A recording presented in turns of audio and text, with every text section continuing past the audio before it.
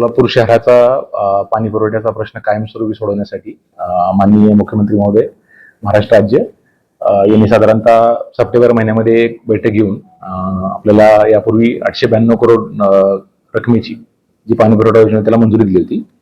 परंतु त्याच काळामध्ये आपल्याला शासनातर्फे निर्देश आले की वर्ल्ड बँक आणि आपली जी अर्बन डेव्हलपमेंट डिपार्टमेंट आहे आणि मित्रा या सगळ्यांच्या संयुक्त विद्यमानं ह्या प्रोजेक्टचं फायनान्सिंग जे आहे ते वर्ल्ड बँकच्या प्रोजेक्टच्या फायनान्सिंगमध्ये घ्यावं असे निर्देश आले. आम्ही सुरुवातीला जो डीपीआर बनवला होता तो साधारणतः 1600 कोटीच्या आसपास बनलेला होता. परंतु इनिशियल आम्ही जेव्हा ही योजना प्लॅन केली सोलापूर शहरामध्ये त्यावेळेस ती योजना साधारणतः नगरोत्थान योजनेमध्ये प्लॅन केली होती आणि त्याच्यामध्ये आम्हाला साधारणतः 25 ते 30% शेअर आपला असतो राज्य शासनाच्या योजनेमधून. त्यामुळं आमची जी आर्थिक क्षमता आहे त्याच्या अनुषंगानं आपला शेअर वाढेल या अनुषंगाने आम्ही तो मग जो आमचा डीपीआर होता तो आणि जी स्कीम होती ती रिस्ट्रिक्ट करून 892 मध्ये आपण बसवली.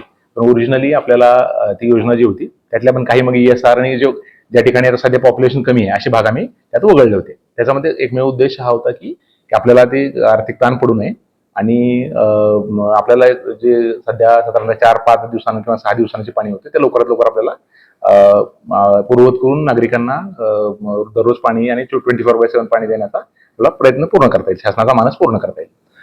परंतु वर्ल्ड बँकेकडे जेव्हा आम्ही पुन्हा आमचा जो ओरिजिनल 892चा जो डीपीआर आणि जो TS होता त्याला TS पण मिळालेलं होतं MJP कडून, ते आम्ही वर्ल्ड बँकला सादर केला.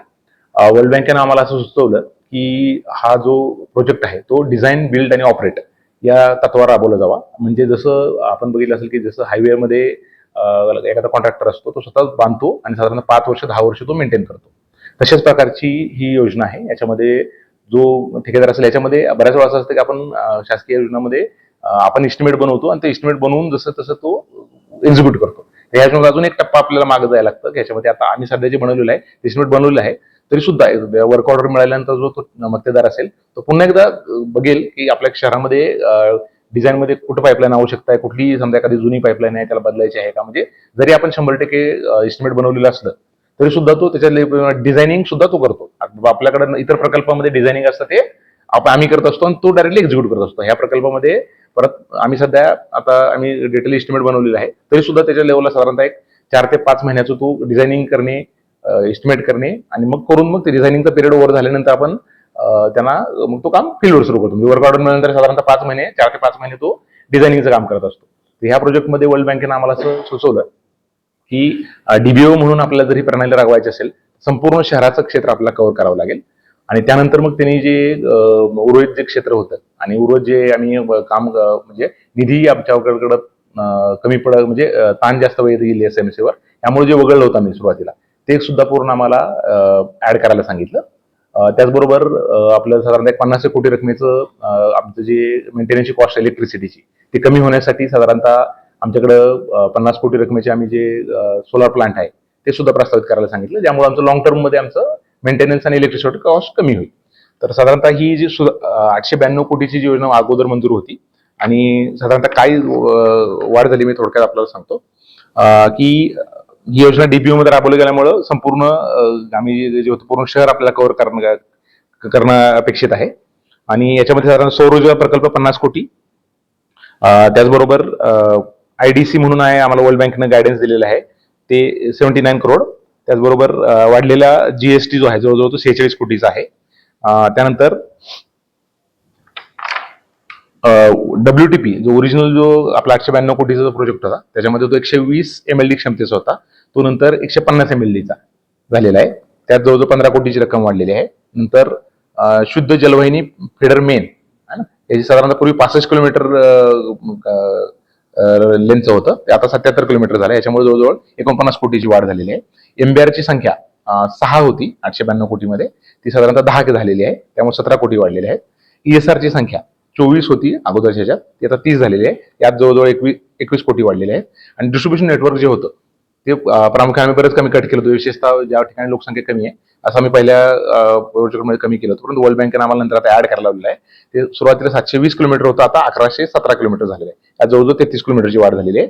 आणि सगळ्यात महत्त्वाचं ही योजना आपल्याला DBO करताना तो जो ऑपरेटर आहे त्याला पाण्याचं जे लॉसेस आहे ते कमी करण्याचा एक महत्वाचा इंडिकेटर याच्याकडे असणार आहे. त्यासाठी आम्ही सुरुवातीच्या प्रोजेक्टमध्ये फक्त आम्ही 40,000 ऑटोमॅटिक मीटर्स पकडले होते. आता त्यांनी 100% जे जेवढे नळ घरगुती किंवा जे इंडस्ट्रियल असतील सर्व जे नळ घेणारे लोक आहेत ते सगळ्यांना 100% त्यात मीटरिंग करणं अपेक्षित आहे. त्यामुळं जवळजवळ 55 कोटीची जी वाढ झालेली आहे ती याच्यामध्ये झालेली आहे. तर ही जी पूर्ण आर्थिक वाढ झालेली आहे ती आपल्याला वर्ल्ड बँकेचा आणि याचा आणि आपलं जे डिझाईन पिरियड होता तो साधारणतः 2030 पासून 60 पर्यंत करण्यात आला. सुरुवातीला 2027 ते 57 असा होता. आणि याच्यामध्ये पूर्णतः वर्ल्ड बँकची स्वतःची एक सेपरेट सेल असतो. याच्यामध्ये वॉटरचा सेल आहे आणि त्याच्याकडे खूप म्हणजे वेगवेगळ्या देशामध्ये त्यांनी काम केलेलं आहे. भारतात सुद्धा वेगवेगळ्या शहरामध्ये काम ज्यांचं चालू आहे त्यांचा गायडन्स घेऊन आपण हे बदल केलेला आहे. आणि त्यानंतर आता रिवाईज जो आपला जो 1378 आहे त्याला आपली MGP आहे, MGPने टेक्निकल सँक्शन सुद्धा दिलेलं आहे. म्हणजे आपली जी महाराष्ट्र शासनाची जी मेन एजन्सी आहे जी याला टेक्निकल सँक्शन आहे त्यांच्याकडून टेक्निकल सँक्शन प्राप्त झाल्यानंतरच आम्ही हे आज मंजुरीसाठी आमच्या सभागृहात ठेवलं होतं. त्याला आज सभागृहाने मंजुरी दिलेली आहे. त्याचबरोबर दुसरा एक मुद्दा, वर्ल्ड बँक जेव्हा हे प्रोजेक्ट आमच्याकडे आला त्यानंतर वर्ल्ड बँकनं आमचे जे उत्पन्नाचे वेगळे सोर्स आहेत, आमचा या योजनेवर होणारा मेंटेनन्सचा जो खर्च आहे त्याचा पूर्ण स्टडी केला. आणि त्यानंतर त्याने आम्हाला असं काही काही आर्थिक आणि प्रशासकीय स्वरूपाचे रिफॉर्म्स किंवा सुधारणा आपण ज्याला म्हणतो की त्यांचा उद्देश असा असतो की लॉंग टर्म मध्ये आपली आर्थिक शिस्त व्हावी, आपली वसुली वाढावी, मेंटेनन्स आणि ऑपरेशनचा खर्च आपला त्यातून भागावा.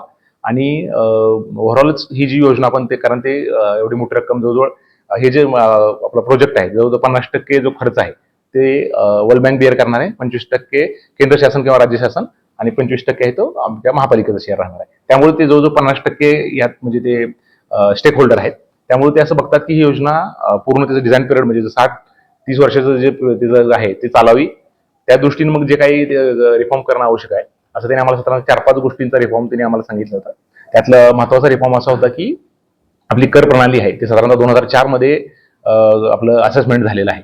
गेल्या 20 ते 21 वर्षापासून आपल्या शहरामध्ये कुठलीही करवाढ पण झालेली नाही आणि भाववाढ पण म्हणजे आणि त्या टॅक्सेच्या असेसमेंटमध्ये पण मेजर सर्व बदल झालेले नाहीये.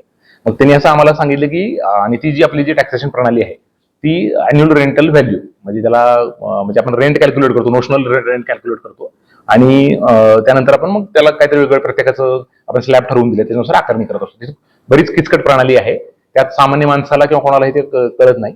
फक्त आज आमच्या सभेने आम्हाला जो निर्णय दिलेला आहे की आपल्याला जी कॅपिटल बेस्ड टॅक्सेशन आहे ती एकदम सिंपल प्रणाली आहे. तेव्हा कॅल्क्युलेशन करणं पण सोपं आहे आणि त्याच्यामध्ये पारदर्शकता यामुळे येणार आहे.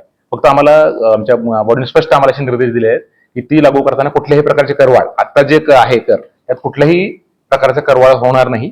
आणि त्याच्यामध्ये फक्त आपलं जे रेकॉर्ड असेल जेव्हा आम्ही आणि त्यासाठी एक सेपरेट प्रस्ताव आम्हाला सादर करायला सांगितलेला आहे. आणि ते सध्या जेव्हा आम्ही तो प्रस्ताव सादर करू ते सुद्धा आमची महापालिकेची जी महासभा आहे त्याच्या मान्यतेनेच होईल. आणि त्याच्यामध्ये आम्हाला स्पष्ट निर्देश दिलेले आहेत की त्यात कुठल्याही प्रकारची करवाढ त्यात ते म्हणजे मंजूर करणार नाहीत आणि करवाढ न करताच ती प्रणाली इम्प्लिमेंट करायची. त्याचा उद्देश हाच आहे की ती ट्रान्सपरन्सी यावी आणि ते कॅल्क्युलेशन करणं. आणि बऱ्याच वेळा असं होतं की म्हणजे एकाच भागातल्या वेगवेगळ्या 2 घरांना वेगवेगळ्या प्रकारचे दर लागत असतात. म्हणजे बऱ्याचशा विसंगती आहेत. ही जुनी पद्धत खूप जुन्या पद्धतीची आहे. आपल्या महाराष्ट्रातल्या बऱ्याचशा शहरामध्ये पुणे, मुंबई आहे, कोल्हापूरमध्ये आहे, अशा बऱ्याचशा महानगरपालिकांमध्ये ही लावलेली आहे. याच्यामध्ये फक्त नागरिकांना आम्ही पुन्हा एकदा आश्वस्त करतो इच्छुक ह्याच्यामध्ये कुठल्याही प्रकारची करवाढ आम्ही प्रस्तावित करत नाहीये. हे फक्त आपल्या लॉंग टर्म मध्ये आपल्याला नागरिकांना सुद्धा जसं इन्कम टॅक्स पूर्वी कसं कॉम्प्लिकेटेड होता शासनानं हळूहळू तो सिम्प्लिफाय केला. सेम तोच उद्देश ह्याचा आहे की सिम्प्लिफाय होणे. शेवटी कर काय लावायचा, किती लावायचा, काय नाही लावायचा हा पूर्ण आमचा जो सार्वभौम अधिकार आहे आमच्या महापालिकेच्या महासभेचा आहे. महापालिकेच्या सभेने आम्हाला निर्देश दिलेले आहेत की कुठल्याही प्रकारची करवाढ आपण करणार नाही.